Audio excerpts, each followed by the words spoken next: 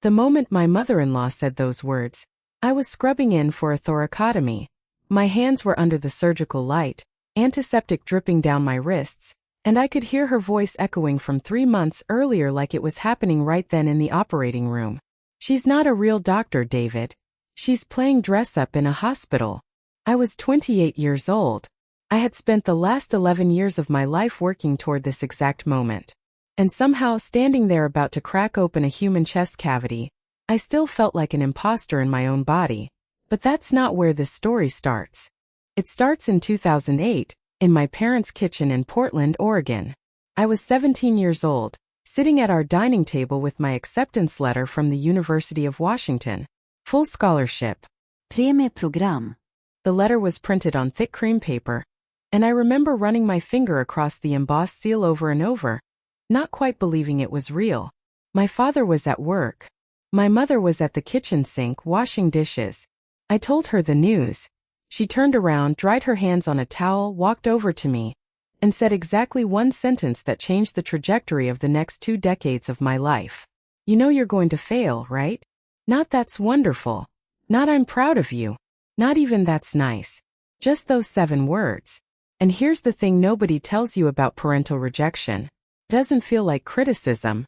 Feels like a prophecy. It feels like someone who made you is telling you the truth about yourself that you've been too naive to see. My mother wasn't trying to be cruel. She was trying to be realistic. She had watched both her brothers struggle through medical school before dropping out. She had seen the debt, the depression, the family members who simply weren't made for it. And she loved me enough to want me to face reality instead of chase an impossible dream. That's what I told myself anyway. That's what I needed to believe to function. So I went to the University of Washington. The campus was exactly 127 miles from my parents' house, which I calculated because I wanted it far enough to build my own life but close enough to prove them wrong. I lived in a dorm with 2 roommates, worked 15 hours a week at a coffee shop to pay for books, and stopped calling home as often. The first year of pre-med was designed to break people. That's the only way to describe it. Organic chemistry professor was named Dr. Harold Chan, and he taught like he was personally selecting which students deserved to survive medical school. His exams had a median score of 58%. I got a 73 on the first exam and felt like I'd won the lottery. The second exam I scored an 81. By the fourth exam I was consistently in the 85 to 90 range and something shifted inside me. I stopped waiting for failure. I started expecting competence. But competence isn't family approval. Competence is just competence. My mother called during spring break of my second year. She asked what I was studying. I told her. She said, "You're still doing that?" And I understood what she meant. She meant, "You're still wasting your time with this dream?" And that was the beginning of a pattern that would define the next 14 years of my relationship with my family. Every conversation became a gentle questioning. Every achievement became a stepping stone they assumed I'd eventually stumble on. By the time I was accepted to medical school at the University of Washington School of Medicine in 2012, I had stopped telling my parents my accomplishments in real time. I would just mention them casually like they were small things. "Oh yeah, I got into medical school." My mother's response was, "That's nice. Your cousin just got promoted at her bank." Not comparing me to her cousin in a mean way. Just reminding me that there were other ways to be successful that didn't require this much struggle. Medical school itself was $182,000 of debt and 4 years of learning how to function on 4 hours of sleep. I was 22 when I started, bright-eyed and terrified, convinced that the admissions committee had made a clerical error, and I would be discovered as a fraud within the first week. That feeling lasted about 3.5 years. During second year, I met my husband, David, in the hospital during my internal medicine rotation. He wasn't a doctor. He was a pharmaceutical sales representative who came to the hospital twice a month to speak with physicians about new medications. He was 31, divorced, had a 7-year-old daughter named Sophie from his previous marriage, and he wore an expensive watch that probably cost more than my monthly rent. When he asked me out, I said yes because I was exhausted and he seemed kind, and because a small part of me wanted to be with someone who wasn't trying to become a doctor, who didn't understand the weight of medical training, who could just love me without understanding the sacrifice I was making. We dated for 8 months before he brought me to meet his family. His parents lived in a house in the Magnolia neighborhood of Seattle. It was the kind of house that made you aware of your own socioeconomic status the moment you pulled into the driveway. His father, William Hartley Sr., was a successful real estate developer who had made his fortune building commercial properties across the Pacific Northwest. His mother, Carol Hartley, came from old Seattle money. They had 3 children. David was the middle child. His older sister, Margaret, was a corporate lawyer. His younger brother, Thomas, worked in his father's real estate company. His mother opened the door before David could ring the bell, which meant she'd been watching for us from the window. She took one look at me and I could see her doing the math. Premie girlfriend. Probably not serious. Probably just a phase before David realized he needed someone more appropriate. We sat in their dining room at a table that seated 12 people, though there were only 5 of us eating. Carol asked what I did for work. I told her I was in my 2nd year of medical school. She nodded like I told her I was considering it, like the decision was still pending. Then she said, "David mentioned you're very ambitious." "That's lovely. Margaret finished law school, you know. Top of her class at Northwestern. Thomas went directly into the family business. David, of course, has always been creative in finding his own path." What she meant was clear. Becoming a doctor is ambitious. Becoming a successful lawyer is normal if you're a woman in this family. And David's career was unspoken but implied to be less impressive. I responded by telling her I hoped to go into surgery, that I was interested in trauma surgery specifically, that I was considering a top-tier residency program. I said it because I was 24 years old and trying to impress my boyfriend's mother, and didn't understand yet that some people couldn't be impressed. Carol smiled and patted my hand. "That's very nice, dear. Do you think you'll have time for children?" That's when I understood. She wasn't asking if I wanted children. She was asking if I would be able to do both surgery and motherhood, with the implicit suggestion that I probably couldn't. She was asking who I was going to be to her son, and whether my ambition was a feature or a bug in the context of what she needed from his wife. David and I got engaged 6 months later. I was completely certain he didn't know how his mother talked about my career. I was also completely certain that I had fallen in love with him despite this, not because of anything he'd said to prove me wrong about his family. The wedding was in June 2015. 240 guests. His family paid for most of it because my parents couldn't afford to contribute much, which felt like another subtle reminder that I came from a different world. My mother cried at the wedding, and I thought it was happy crying until I realized she was thinking about how unprepared I was for the level of wealth and family expectation I was marrying into. After the wedding, I went back to my 3rd year of medical school with a new name, a new ring, and a new set of complications. David's father, William Sr., was diagnosed with atrial fibrillation in January 2016. It was caught during a routine physical. He was 58 years old, a non-smoker, exercised regularly, seemed like the last person who should be developing a serious cardiac condition. But that's not how medicine works. It doesn't care about the life you've lived or the money you've earned or the family legacy you're trying to protect. Carol told me about the diagnosis at a family dinner. She said it like she was passing along a bit of gossip. "William has some heart issues, but the doctors say it's very manageable. We're not worried." But I could see the worry in how she held her fork, in how her hand trembled slightly when she picked up her wine glass. William Sr. started seeing Dr. Marcus Richardson, a respected cardiologist at Swedish Medical Center in Seattle. David took me to a family dinner in March where his father mentioned the medication adjustment that hadn't worked, then the second medication adjustment that also hadn't worked. He had been in and out of the hospital twice for ablation procedures that failed to restore his normal heart rhythm. By April, his ejection fraction was down to 35%. That means his heart could only pump out 35% of the blood it was supposed to pump out. That's a serious trajectory. That's heading toward heart failure if it doesn't stabilize. I didn't say anything at family dinners about his condition. I wasn't asked to. I was the ambitious young doctor in training, the woman who was trying to prove something. I wasn't the person they consulted about medical decisions. During my 3rd year of medical school, I did a rotation in cardiothoracic surgery at Harborview Medical Center. My attending physician was Dr. James Mitchell, who would later become the most important person in my medical training, though I didn't know that yet. He was 52 years old, had trained under the legendary Norman Shumway at Stanford, and had a reputation for being the best cardiac surgeon in the Pacific Northwest. People flew in from 3 states away to have Dr. Mitchell operate on their failing hearts. During that rotation, I watched him perform a left ventricular assist device implantation in a 61-year-old man whose heart was so weak it could barely sustain his own body. I watched him place titanium and plastic inside another human's chest to do the job the heart couldn't do anymore. I watched him save a life with technical precision that I didn't know was possible. After that surgery, I knew what I wanted to do. Not in the abstract way I'd known it for years, but in the specific, necessary, undeniable way you know something when you see it done in front of you by someone who is truly excellent. I wanted to be a cardiac surgeon, and I wanted to study under Dr. Mitchell. I told David about this during the drive home from the hospital that day. I told him I wanted to pursue a residency in cardiothoracic surgery. It would mean another 5 to 7 years of training after I finished medical school. It would mean long hours. It would mean that having children would need to be planned carefully around my schedule. It would mean my ambition was just getting started. He listened, and then he said something I didn't expect. My father's heart is getting worse. He wasn't trying to redirect the conversation. He was making a connection.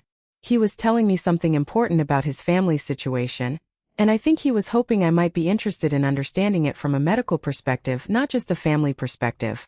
That's the moment I should have told him what I was seeing in his father's condition. That's the moment I should have encouraged the family to get a second opinion from Dr. Mitchell. That's the moment I could have changed everything. Instead, I said, "I'm sorry. That's hard." And we drove home in silence. My 4th year of medical school was board exam preparation and residency interviews. I was applying to cardiac surgery programs at the top institutions: Mayo Clinic, Stanford, UCSF, Johns Hopkins. The University of Washington had a cardiac surgery program, and I applied there too, but mostly as a safety school. I went on interviews in the winter of 2016. I wore a black suit to everyone. I told each program the same story about why I wanted to be a cardiac surgeon. I talked about Dr. Mitchell's influence on me. I talked about the technical challenge of the work. I talked about the opportunity to save lives in the most desperate moments. I didn't talk about my family's skepticism. I didn't talk about my need to prove something. I talked about the work itself. I matched at the University of Washington program in March 2016. It was my first choice, which surprised everyone, including the program director. When he called to congratulate me, he asked why I was choosing to stay at UW instead of going to a higher prestige program. I told him the truth, because Dr. Mitchell is here. And he's the best. The program director laughed. He'll make you want to quit within 6 months. Fair warning. I graduated from medical school in June 2016. My parents attended the ceremony. They seemed proud. My mother cried again. This time I think they were happy tears. Or at least they were less complicated tears. I had done it. I had become a doctor. I had proven her prophecy wrong. But proving something wrong to your parents and actually believing it yourself are two different things. My cardiac surgery residency started in July 2016. I was 25 years old. I worked 80 to 90 hours per week. Some weeks I was in the hospital more than I was at home. David was patient about it.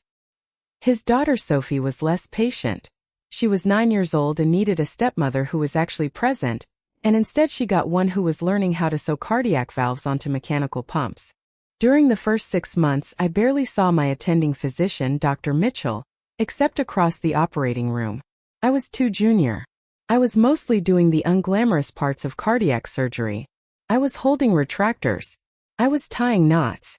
I was learning the basic skills that would eventually make me competent enough to make decisions. But I watched. That's what you do as a junior resident in cardiac surgery. You watch everything. You watch how Dr. Mitchell holds the scalpel. You watch what he does when something unexpected happens on the monitor. You watch how he talks to the patient before the surgery, and how he talks to the family after the surgery when the news is bad. In October 2016, my father-in-law William Sr. had another cardiac event. This time it was a syncope episode where his heart rhythm deteriorated so severely that he lost consciousness at his office. He was brought to Swedish Medical Center by ambulance. David called me from the hospital. I was in the middle of a case with Dr. Mitchell, but I excused myself to take the call. William was stable but declining. His ejection fraction was now down to 20%. Dr. Richardson was recommending a heart transplant evaluation. A heart transplant. His family was starting to understand that his condition was approaching end-stage heart failure. That medication and ablation procedures weren't going to save him. That he might need a new heart or a device to bridge him until a heart became available, or possibly nothing would work and he would have a few years left. I told David I was so sorry. I meant it. I also felt something darker underneath the sympathy. A kind of grim satisfaction that his family's dismissal of my career might finally be meeting a situation where my training was actually relevant. After I hung up the phone, I went back into the operating room. Dr. Mitchell was finishing the case, closing the chest in careful layers. He didn't ask me what the call was about. He just continued working. But when we were scrubbing out, he said something happened. I told him about my father-in-law. I told him about the declining ejection fraction. I told him I wished there was something I could do, but he was already seeing the best cardiologists in Seattle. Dr. Mitchell looked at me for a moment, and then he said something I didn't expect. Sometimes the best cardiologists aren't the people who manage the disease. Sometimes the best doctors are the people who know when to ask for help. He said it like he was teaching me something about medicine, but I think he was teaching me something about myself. William Sr. was evaluated for a heart transplant in November 2016. He was listed as status 1B, which means he needed a heart urgently, but he was stable enough to wait at home. The transplant waiting list has an average wait time of 3 to 4 months, but some people wait a year or more. Some people die while waiting. His family didn't tell me much about the process. I was the ambitious young doctor in training. It would have been inappropriate for them to ask me medical questions. It would have made me seem like I was being consulted, when what was really happening was that I was being kept at a distance. Christmas 2016 was the first family holiday since William Sr.'s diagnosis. We gathered at his house in Magnolia. He looked thin. He moved slowly.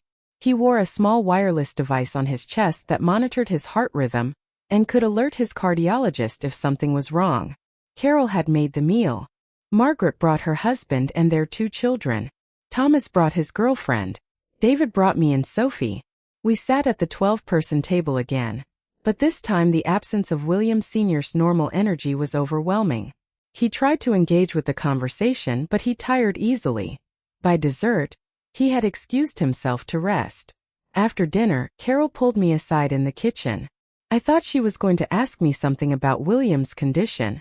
Instead, she said, "I want you to know how much I appreciate you being here. With your schedule, it must be difficult." It was a kind thing to say. It was also a thing that acknowledged fundamentally that I didn't belong. That my presence was notable because I had to rearrange my real priorities to be there. I said thank you. And then I made a mistake. I said, "If there's anything medical related I can help with regarding your father's care, I'd like to know. Even if it's just explaining something the cardiologist said." Carol smiled. But her smile was the same smile I'd seen on her face when I told her I wanted to be a surgeon. It was the smile of someone who had just been proven right about something she'd suspected all along. "That's very sweet," she said. "But I'm sure we have access to the best doctors in Seattle. We wouldn't want to burden you with something so serious." What she meant was, I don't want you involved in this because you're not a real doctor. You're a resident. You're learning. And your father-in-law's life is too important to be handled by someone who still needs training. I understood that meaning. And I accepted it. Because that's what you do when people in positions of power tell you that you're not good enough yet. You accept it. You work harder. You prove yourself somewhere else to someone else until eventually they have to acknowledge that you became what you said you would become. 2017 started, and I was in the middle of my second year of residency.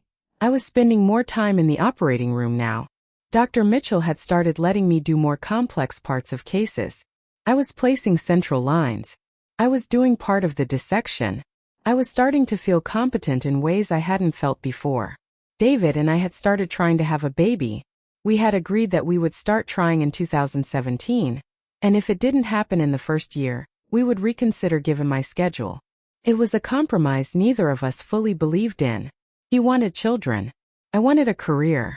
And we were trying to figure out if those things were actually compatible. William Sr. was still waiting for a heart transplant. Still on the list. Still declining slowly.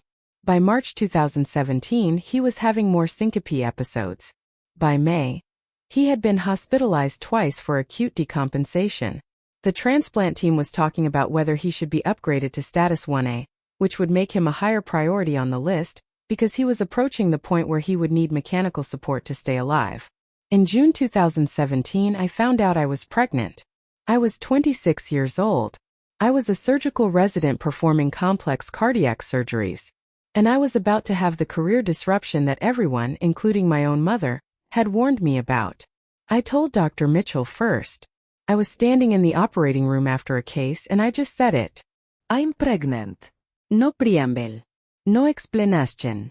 Just the fact. He was quiet for a moment. And then he said, "Congratulations.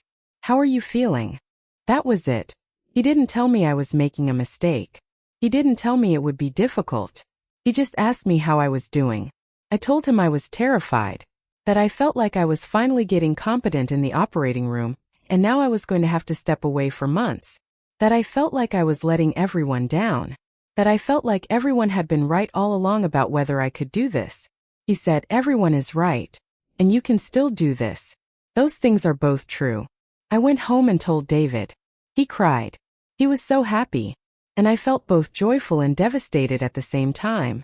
I called my parents. My mother's response was, "Oh honey, what about your career?" Not congratulations. Not joy. Just the implicit confirmation that I had made the wrong choice. But I hadn't made a choice. I had just become pregnant. And somehow, that felt like proof that I was never meant to be a cardiac surgeon in the first place. I worked through the pregnancy. I modified my schedule slightly in the third trimester, but I kept operating as much as I could.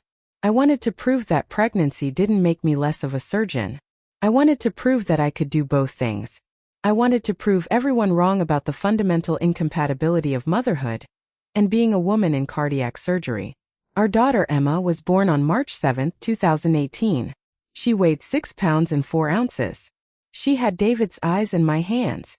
I held her and felt both the greatest joy I had ever experienced and a crushing sense that I had just ruined my career. I took 8 weeks off for maternity leave.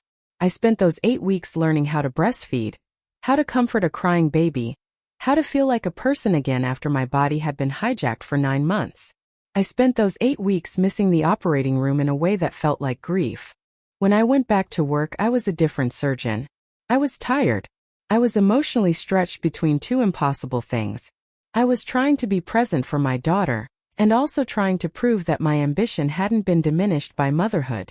David was supportive. He hired a nanny. His company was flexible about his schedule. He was trying to make it work as much as he could. But he was also frustrated with me. I realized looking back that he wanted me to be happier about this than I was. He wanted me to be more present at home. He wanted me to be less defined by my career. And I wanted all of those things too. But I also wanted to not be proving myself to everyone all the time. By the summer of 2018, William Sr. was in crisis. He had been upgraded to status 1A on the transplant list. He was in the hospital for mechanical support placement. His condition was so poor that he couldn't wait at home anymore. He needed either a new heart or a mechanical device that would do the pumping his heart couldn't do. David told me his father had been hospitalized. He said they were placing an LVAD, a left ventricular assist device, to keep him alive while they waited for a transplant. I knew what that meant. I had watched Dr. Mitchell do the surgery dozens of times. I asked which surgeon would be doing the procedure. David said, "A cardiologist at Swedish Medical Center. Forget his name. Dr. someone." I said, "Is it Dr. Mitchell?" David said, "No. I think it's Dr. Richardson." And something inside me went cold. Dr. Richardson was good. He was competent. He was William Sr.'s regular cardiologist. But he wasn't a cardiac surgeon. He wasn't the best. And my father-in-law's life was running out. I didn't say anything to David. I called Dr. Mitchell the next day. I told him that my father-in-law was being considered for LVAD placement at Swedish Medical Center with Dr. Richardson. I asked him if Dr. Richardson was a good LVAD surgeon. Dr. Mitchell said, "How old is your father-in-law?" I told him, 59 years old. Dr. Mitchell said if he's 59 and his ejection fraction is below 20%, and he needs an LVAD, then he needs to be evaluated by Dr. Sanjay Patel. Dr. Richardson can manage postoperative care. But Dr. Patel is the person who should place the device. I said, is Dr. Patel affiliated with Swedish Medical Center? Dr. Mitchell said no. He's at Harborview. Same as me. And then he said something that felt like a test. Why are you asking? I said, because he's my father-in-law. I think in that moment, Dr. Mitchell understood something about me that I was just beginning to understand about myself. That I was willing to advocate for the people I loved in ways I wouldn't advocate for myself. That I would be brave for someone else's health in ways I couldn't quite manage for my own career. He said, call your husband. Tell him to get a second opinion. I hung up the phone and thought about the last 2 years.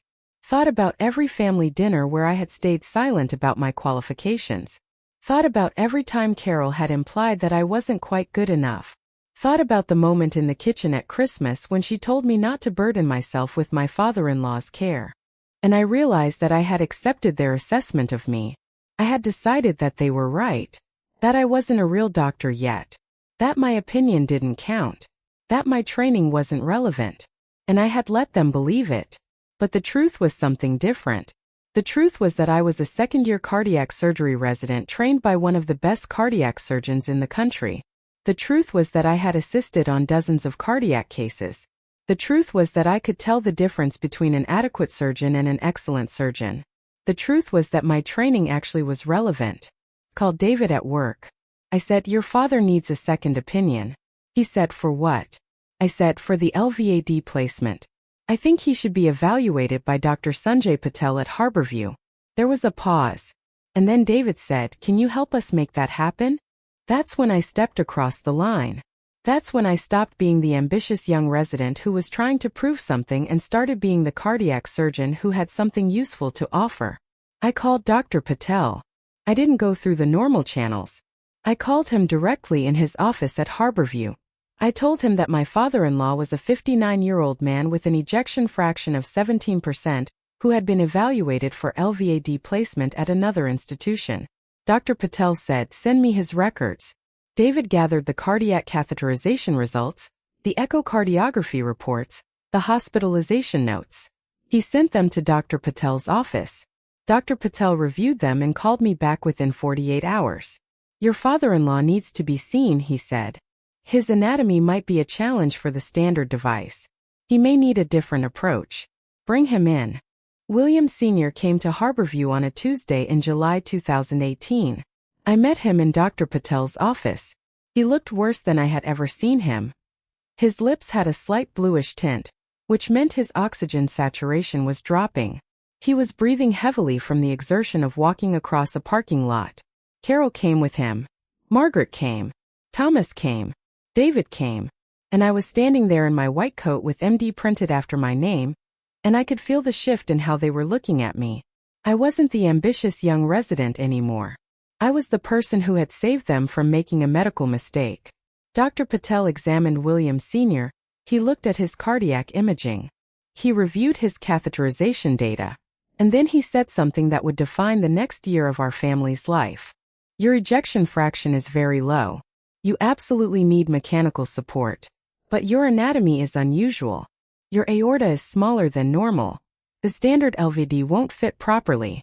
You're going to need a procedure that requires exceptional skill and experience. I can do it, but I want to be clear that this isn't a simple operation. William Sr. asked, will it work? Dr. Patel said, if it works, it will buy you time to get a transplant. But nothing is certain. Carol asked, how long? Dr. Patel said, if the transplant happens within 2 years, I'd say we have a good chance at meaningful survival. Beyond that, the mechanical support starts to cause complications that become harder to manage. 2 years. That was what Dr. Patel was promising. 2 years of life if everything went right. 2 years for a heart to become available. When can you do it? Carol asked. We need to schedule it within the next week, Dr. Patel said. His condition is deteriorating. The longer we wait, the weaker he becomes, which makes the surgery more dangerous. The surgery was scheduled for July 18, 2018. That's 6 days away. Suddenly I mattered. I mattered in ways I hadn't mattered before. Carol called me that evening to ask if I had any advice about preparing William for the surgery. Margaret sent me a text asking if I could explain the surgery in simple terms, so their children would understand what was happening to their grandfather. Thomas asked me if he should postpone a business trip. I answered their questions. I did what I could, but I felt something complicated underneath all of it. I felt vindicated. I felt angry. I felt like I was being useful for the first time in my relationship with this family, and the thing that was making me useful was their crisis. The night before surgery, David asked me if I wanted to go to the hospital with him to see his father before the procedure. I said yes. We drove to Harborview.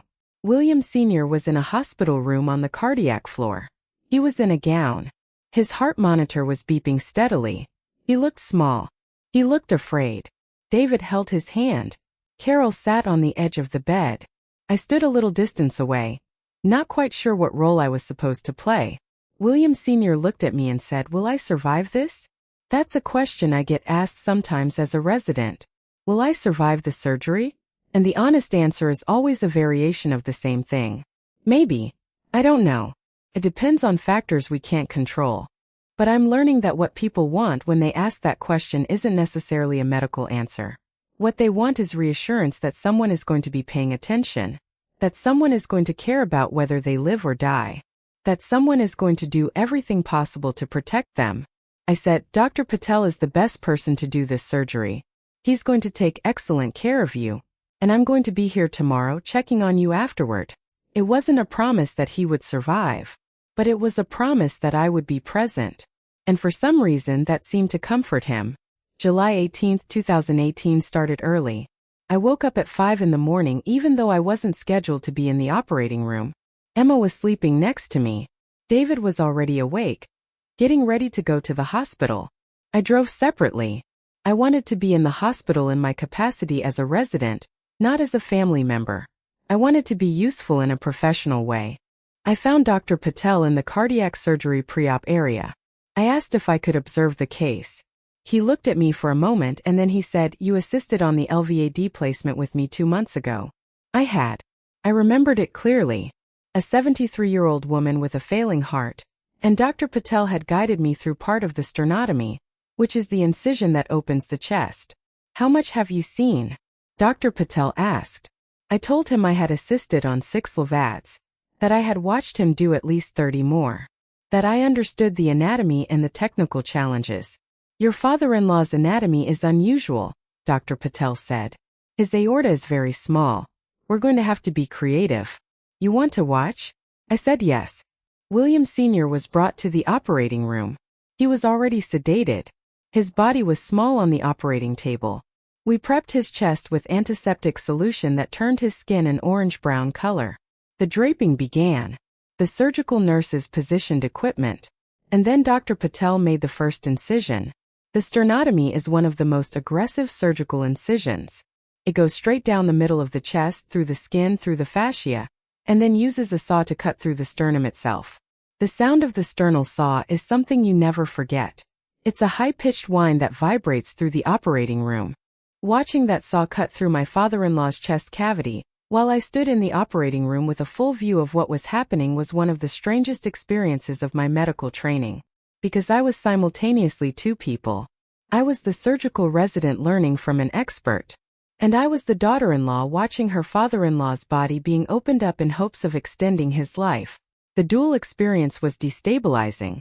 Once the chest was open, Dr. Patel located the left ventricle. The left ventricle was enlarged and weak. You could see it wasn't contracting with force. It was floppy and dilated, like a balloon that had lost most of its elasticity. He placed his hands carefully around it, estimating the size and space available for the pump.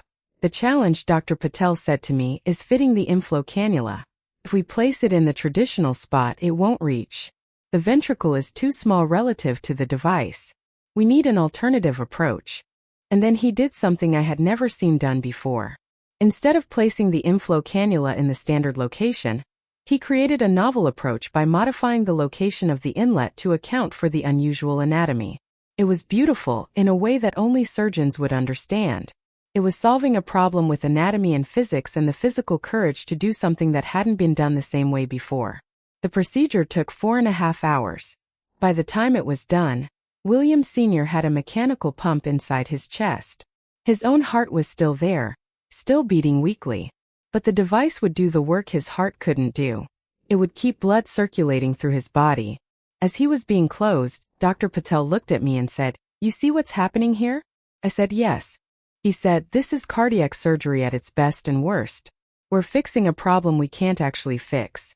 We're buying time we can't quite guarantee. This man might survive for years. He might survive for months. He might survive for weeks. What we know is that without this, he dies soon. With it, he has a chance." That's the fundamental truth about cardiac surgery, that they don't tell you in medical school. It's not about fixing things. It's about managing death. It's about buying people time. It's about giving them a chance at a future they might not have had otherwise. William Sr. woke up in the cardiac intensive care unit. His wife and children were waiting. Dr. Patel told them that the surgery went well, that the device was functioning, that William was alive. He told them the recovery would be difficult, that he would need time to adjust to having a machine inside his chest, that his heart still wouldn't beat normally, but now it wouldn't have to. I stood to the side as Dr. Patel talked to the family. Carol was crying. Margaret was holding her mother. Thomas was on his phone, probably calling people to let them know. And then Carol looked at me. "Thank you," she said. And I realized that I had been the one to suggest the second opinion. I had been the one to connect them with Dr. Patel. I had been instrumental in this outcome. I had become, finally, the person they needed me to be. But it had taken a family crisis for them to see it. It had taken William Sr.'s failing heart for Carol to acknowledge that my training meant something. It had taken a medical emergency for them to stop doubting whether I was a real doctor. And that's when I felt the first spark of something I hadn't felt before. Not just vindication, but anger. Real clean anger about the fact that I had to prove myself through someone else's illness. That I couldn't just be a competent surgeon. I had to be a competent surgeon who saved someone my family loved. The recovery period was long. William Sr. spent 2 weeks in the hospital after surgery. He developed infections. His blood pressure was difficult to manage. He had bleeding from his surgical site that required a second operation to clean out the infected fluid. Dr. Patel had to do an emergency reoperation to ensure the device was functioning properly. I was in the hospital frequently, checking on his progress. Part of it was family obligation. Part of it was professional curiosity about how he was recovering. Part of it was something else entirely.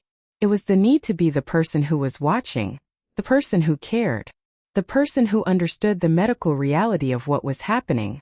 By August 2018, William Sr. was discharged from the hospital. He was on a complex medication regimen.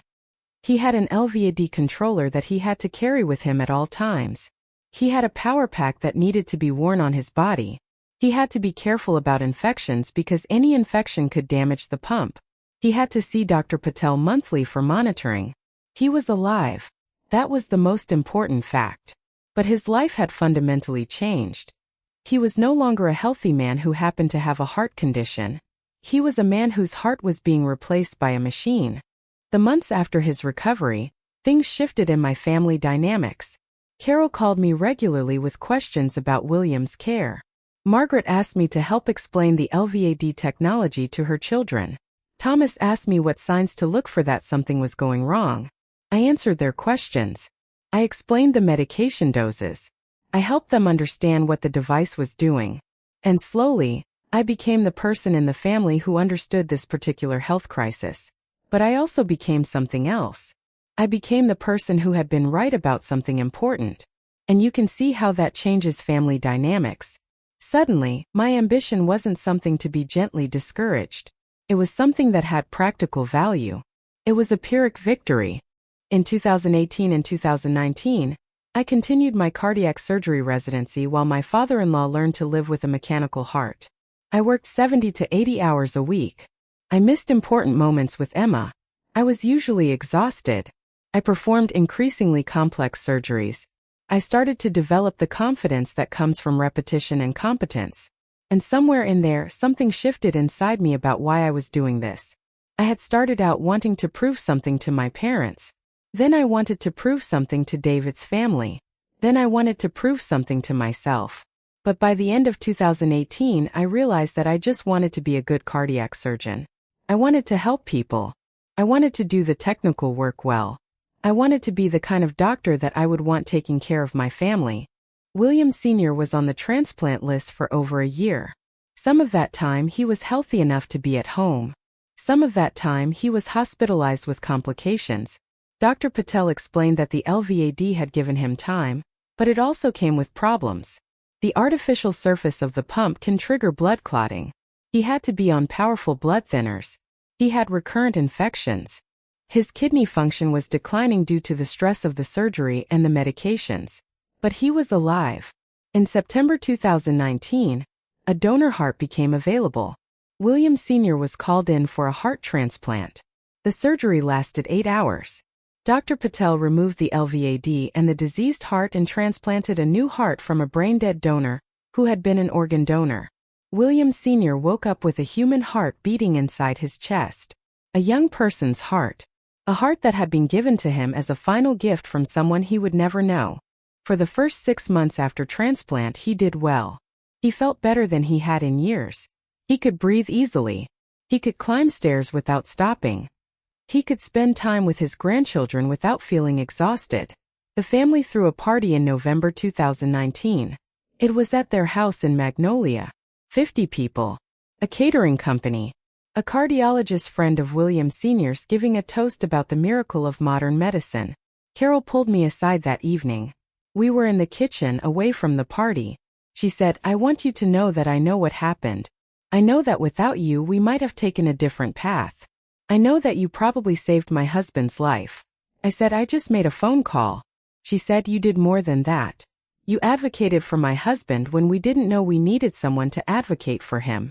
You used your knowledge when we didn't realize you had knowledge worth using." And then she said something that I'd been waiting to hear for years. "I'm sorry that I doubted you. I'm sorry that I implied you weren't a real doctor. I was afraid and I let my fear make me unkind." I cried. I actually cried. Because that apology, which took 4 years to arrive, felt like the permission I had needed all along to stop proving myself. But here's the thing about apologies. They're important. But they don't erase the years of doubt. They don't erase the moments when you believed that the person was right about you. They don't erase the cost of proving something when you shouldn't have had to prove it in the first place.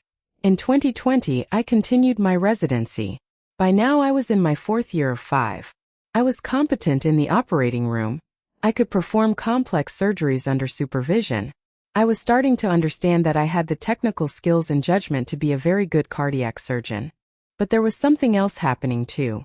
There was burnout. There was the exhaustion of trying to do too much. There was guilt about the time I was missing with Emma. There was the awareness that David and I had drifted apart in ways we hadn't quite acknowledged. I was 29 years old and I felt approximately 130. I went to see Dr. Mitchell in his office one day in March 2020. I told him I was thinking about leaving the program. He said, "Why?"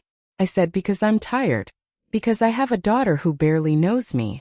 Because I'm not sure any of this is worth it." He leaned back in his chair. He had trained me for 4 years at this point. He had watched me become competent. He had also watched me struggle with the fundamental incompatibility of being a cardiac surgeon and being present for my family. He said, "Why did you want to do this in the first place?" I told him the truth. I told him about my mother telling me I would fail. I told him about my family-in-law doubting me. I told him about watching him do cardiac surgery and realizing it was the most beautiful thing I'd ever seen. He said, "Those are 2 different reasons. One is about proving something. One is about doing something you love. You need to figure out which one is actually driving you right now." I thought about that. And I realized that I was still operating from the proving something place. I was still trying to demonstrate competence to people who had already acknowledged my competence. I was still carrying the weight of their doubt even though they had apologized for their doubt.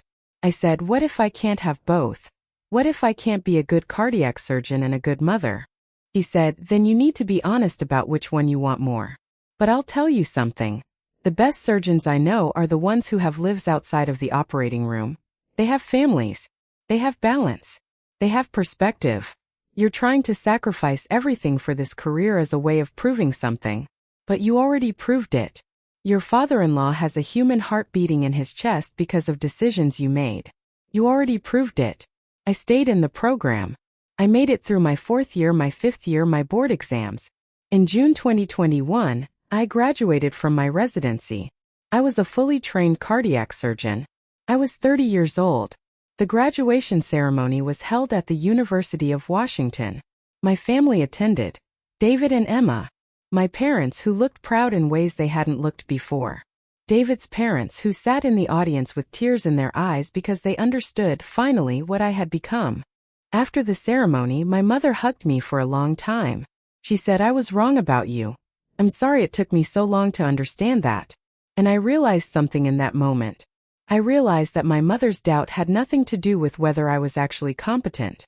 Her doubt had been about her own limitations, her own experience with medical training, her own fear that if I tried, I would experience the same disappointment she had experienced vicariously through her brothers. But I wasn't my mother. And I wasn't my mother's brothers. And I had proven that through years of work that had nothing to do with proving it and everything to do with just doing the work. Now I had a choice. I could have accepted a position at Harborview Medical Center working with Dr. Mitchell. I could have taken a fellowship in advanced cardiac surgery. I could have pursued an academic career. Instead, I took a position at Swedish Medical Center as a cardiac surgeon. I wanted to be closer to my family. I wanted to have some control over my schedule. I wanted to build a practice where I could also build a life. The first cardiac surgery I performed independently without supervision was in September 2021. I was 30 years old. My hands were steady. My mind was clear. I knew what I was doing and I was confident about that knowledge.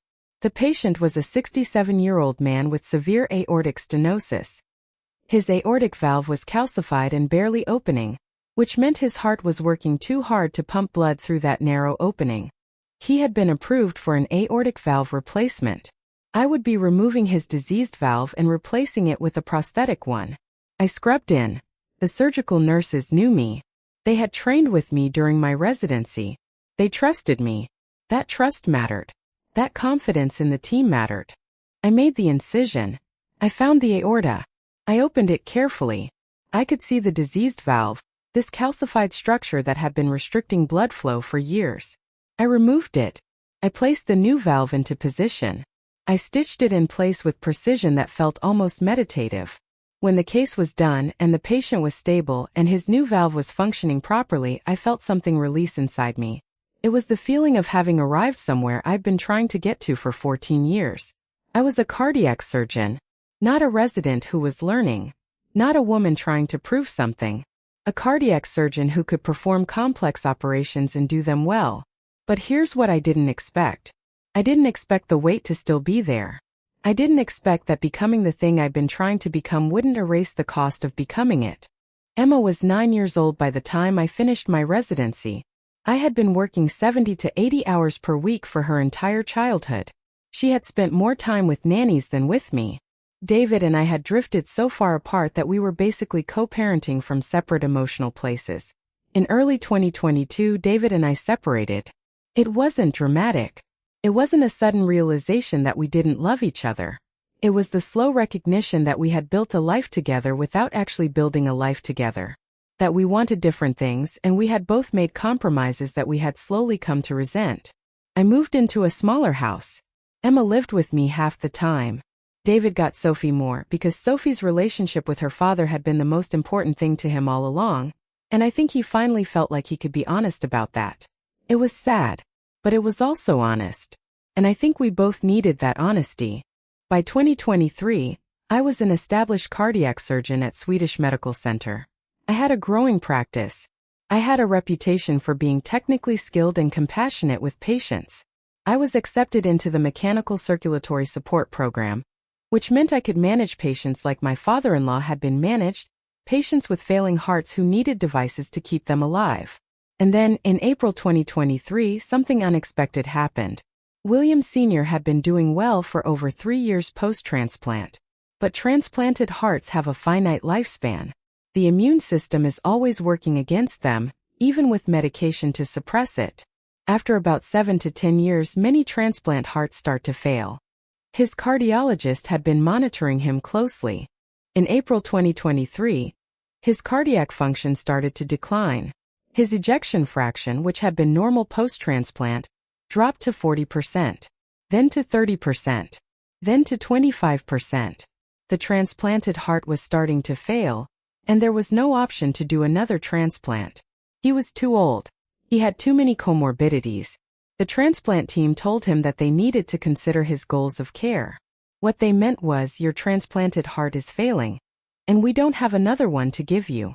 We need to talk about what you want to happen when it fails completely. Carol called me. She said, William's heart is failing again. His cardiologist wants to discuss what to do. The transplant team doesn't think he's a candidate for another transplant. They mentioned that LVAD might be an option, but they said that's not often done for someone in his situation. I said, I'll call Dr. Patel. But I realized in the moment I said that Dr. Patel had retired. He was 73 years old now. He wasn't taking new patients. So instead I said, I'll help you figure this out. And that's when I understood something important about myself. I had spent 14 years becoming a cardiac surgeon in part because of my family's doubt. But I had become a cardiac surgeon because I loved the work. Because I found it meaningful. Because I wanted to help people, especially people like my father-in-law, whose lives were literally on the line. I reviewed William Sr.'s records. His ejection fraction was now 20%. His anatomy was unusual due to the previous LVAD, and then the transplant. He wasn't a traditional candidate for another LVAD because he was 76 years old. But he was my father-in-law. He was the man whose failing heart had pushed me to become a better surgeon. He was the man whose crisis had, in some roundabout way, given my career meaning. I called him directly. I said, can we talk about your options? He said, Carol said you might be able to help. I said, I can help, but I need you to understand that your options are limited. You're not a candidate for another transplant. An LVAD is possible, but it's aggressive, and at your age there are significant risks. You can also focus on comfort care, which means managing your symptoms without doing another big surgery. He said, how long do I have if I don't do the surgery? I said, I don't know. Maybe 6 months. Maybe more. Maybe less. Your heart is declining, but you're still stable. If something acute happens, that changes everything. He said, and if I do the surgery? I said, if we place another LVAD, you're looking at a recovery period of at least 2 weeks, probably more. You'll have complications. Infection is likely. Bleeding is likely. He asked me if I thought he should do it. I said, I think you should do what you want to do. This is your body. Your life. Your death. The surgery was scheduled for late May 2023. By then, William Sr.'s condition had continued to decline. His ejection fraction was down to 18%. His symptoms were worsening. He was short of breath with minimal exertion. He was having syncope episodes again. He was running out of time. Carol called me in the week before surgery. She said, I'm terrified. I said, that's normal, and I realized that this was her way of saying, thank you for being the person you became. Thank you for proving me wrong about you. Thank you for being willing to help when we finally let you help. The surgery was scheduled for May 23, 2023. I blocked out the entire day. I had a second attending surgeon, Dr. Richard Kaplan, who would be present for the case. It's standard to have backup at these complex surgeries. I was grateful for his presence, not because I was uncertain about my abilities, but because William Sr.'s case was anatomically complex, and having experienced hands available would make things safer. The night before the surgery, Emma called me. She was 14 years old. She said, are you nervous about Grandpa's surgery tomorrow? I said, a little bit. But I'm also very prepared. And I know what I'm doing. She said, I know you do, Mom. You've always known what you were doing. People just took a while to figure it out. That comment from my 14-year-old daughter moved me more than I can articulate, because she had grown up in the context of my career. She had watched me work impossible hours. She had watched her father and me separate because of the demands of my training. She had watched me struggle with the guilt of not being present. But she had also watched me become excellent at something that mattered. She had learned from watching me that sometimes you have to sacrifice things to build something meaningful. I didn't expect her wisdom, but I was grateful for it. On May 23, 2023, I woke up at 5 in the morning. I had a quiet breakfast. I drove to Swedish Medical Center. I parked in the physician lot.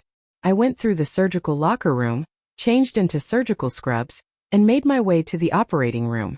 William Sr. was already there, sedated, prepped, ready for surgery. His chest was painted orange with antiseptic. His body was covered with surgical drapes. Monitors were tracking his vital signs. Ventilator was breathing for him. I looked at his unconscious face and thought about the journey we had taken together. How his failing heart had created an opportunity for me to become necessary. How his crisis had given me a way to demonstrate competence that I couldn't demonstrate in any other context. How my father-in-law's illness had, in a strange way, been the catalyst for my entire career transformation. But I also thought about the fact that none of that mattered right now. What mattered right now was that I had the skills to help him, that I had trained for years to be able to handle his complex anatomy, that I could do this surgery well. Dr. Kaplan was standing across the operating table from me. He said, "You ready?" I said yes. And then I made the first incision. The surgery lasted 5 hours.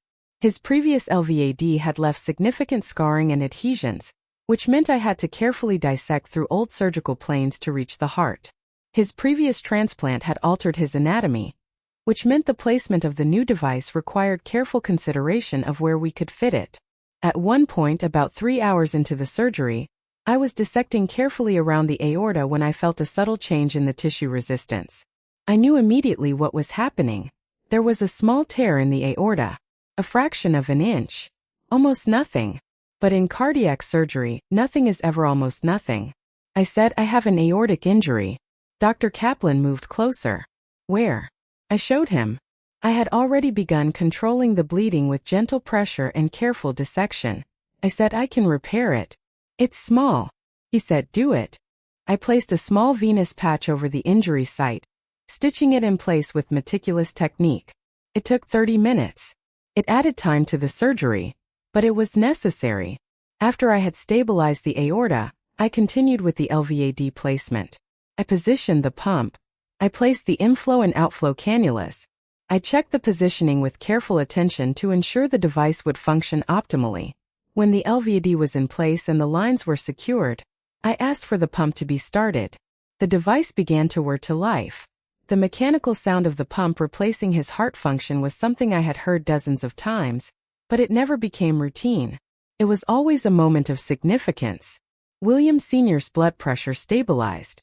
His oxygen saturation improved. His heart, even though it was weak, was no longer bearing the entire burden of circulation.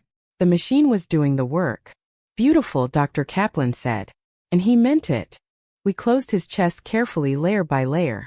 The surgery took 5 hours and 14 minutes from the first incision to the last suture. When William Sr. woke up in the cardiac ICU, he was alive. He was stable. He had a new mechanical device inside his chest keeping him alive. Dr. Kaplan told the family, "The surgery went well.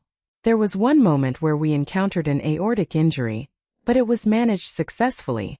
Your father is going to need significant recovery time. He's going to have a difficult few weeks ahead. But if he can get through the recovery, he should have years of life ahead of him." Carol looked at me, and she smiled. It was a smile that contained gratitude and relief and understanding. It was the smile of someone who finally understood that the ambitious young woman she had doubted 14 years earlier had become exactly what she'd said she would become. I spent the next 12 hours in the hospital, checking on William Sr. repeatedly. By the time I finally left, it was nearly 8 in the evening. He was stable. He was on the mechanical support. He was going to have a difficult recovery ahead, but the immediate crisis had passed. I drove home in silence. I didn't turn on the radio. I didn't make any phone calls. I just drove through the city that had been my home for the last 17 years and thought about the distance I had traveled to get to a place where I could do what I had just done. When I got home, Emma was waiting with dinner she had made. It was spaghetti, not very good spaghetti, but made with love and effort. She had done it, I think, because she understood that I needed someone to take care of me. We ate together. She told me about her day at school. I told her about the surgery carefully, in ways that wouldn't traumatize a 14-year-old. And then she said, "I'm proud of you, Mom." And I cried. Because that recognition from my daughter, that simple acknowledgement that I had done something difficult and important, meant more than all the professional accolades could mean. Over the next few weeks, William Sr. recovered. He had infections that required antibiotics. He had bleeding that required transfusions. He had pain that required careful pain management. But he recovered.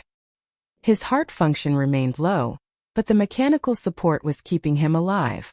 2 weeks post-op, he was discharged from the hospital. 1 month post-op, he was feeling stronger. 3 months post-op, he was back to a reasonable quality of life. Not the life he'd had before. The life of someone who has a mechanical pump inside his chest. But a life. Life. In August 2023, about 3 months after the surgery, William Sr. and Carol came to my office for a follow-up visit. I wasn't officially their follow-up physician, but he wanted to see me anyway. They came in, and William Sr. said something I will remember for the rest of my life. He said, "I've thought a lot about what you did for me. Not just the surgery, but all of it. You made a second call when we had already decided on a path. You advocated for a different approach. You didn't accept that we had made the right decision. And then, years later, when I needed surgery again, you didn't hesitate. You did it yourself." He paused. And then he said, "I think I owe you an apology. I think we all owe you an apology. Because we doubted you when we shouldn't have. We tried to diminish your accomplishment when we should have been celebrating it. And worst of all, we didn't believe in you when you were becoming the very thing you said you would become." I said, "You don't owe me anything. You were scared. People are often less kind when they're scared." He said, "That's true. But it's also not an excuse. Carol and I were talking and we wanted to give you something. Not as payment. As recognition. And they gave me a medal. It was a medal for outstanding service. It was engraved with my name and the date. It was made of gold. I put the medal in a drawer in my desk at home. I don't wear it. I don't look at it often. But I know it's there. And sometimes when I'm having a difficult day at the hospital, when a patient isn't recovering well, when I'm doubting whether I made the right surgical decision, I remember that medal. It's not really about the medal. It's about what it represents. It's about the recognition that the difficult path I chose was the right path. It's about the acknowledgement from people I love that my ambition wasn't something to be discouraged. It was something to be celebrated. In 2024, I became the co-director of the Mechanical Circulatory Support Program at Swedish Medical Center. I oversee a team of surgeons and cardiologists who care for patients with failing hearts. I teach residents and fellows. I perform complex cardiac surgeries. I research new approaches to cardiac disease. I also have dinner with Emma 3 nights a week. I take vacations. I go to therapy to work through the complicated feelings about my career and what it cost me. My mother called me recently. She said, "I saw that you were promoted to co-director. I'm so proud of you." And I said, "Thanks, Mom. But I want you to know something. I forgive you for doubting me. But I also want you to know that your doubt cost me something. It made me need to prove things that I shouldn't have needed to prove. It made me work harder than I would have needed to work just to build a career. It contributed to decisions that affected my marriage, my relationship with my daughter, my mental health. So yes, I forgive you. But I also need you to understand that doubt has a cost." She was quiet. And then she said, "You're right. And I'm sorry. Truly sorry. Not because you became successful, but because I made you have to become successful to prove me wrong. That's all I needed. Not from Carol. Not from David's family. From my own mother. That understanding that my doubt was about her limitations, not about my abilities. I'm 33 years old now. I'm a cardiac surgeon. I'm divorced. I'm a mother to a 14-year-old daughter who is becoming brilliant in her own way. I'm a doctor who takes care of people whose hearts are failing. I'm a mentor to residents and fellows who are trying to become the surgeons I became. And I'm someone who is finally able to see the distance I've traveled without measuring it against the obstacles. The central question of my story was always, how would the person everyone doubted respond when her expertise was finally needed? And the answer was, she would do what she'd been trained to do. She would do it excellently. And she would understand that her competence wasn't dependent on anyone's recognition of it. That's the lesson I learned in the process of becoming a cardiac surgeon. I didn't need my mother-in-law to believe in me. I didn't need my mother to stop doubting me. I didn't need my father-in-law to have a failing heart that required my intervention. Those things might have motivated me, but they didn't define me. What defined me was the decision, made when I was 17 years old, that I was going to become a doctor despite what anyone said about whether I could do it. What defined me was every early morning in medical school, every impossible night in residency, every moment I chose to show up and do the work even when I felt like an imposter. My father-in-law is alive. He's 76 years old. He has a mechanical pump inside his chest, and he's been living well for over a year with that device. Every time I see him, he thanks me. Every time I see him, I remember that becoming a cardiac surgeon wasn't about proving anything to anyone. It was about being the person who could do this particular work. Being the person who could literally hold someone's heart in my hands and make the decision to save their life. That's not something I needed anyone to believe in me to accomplish.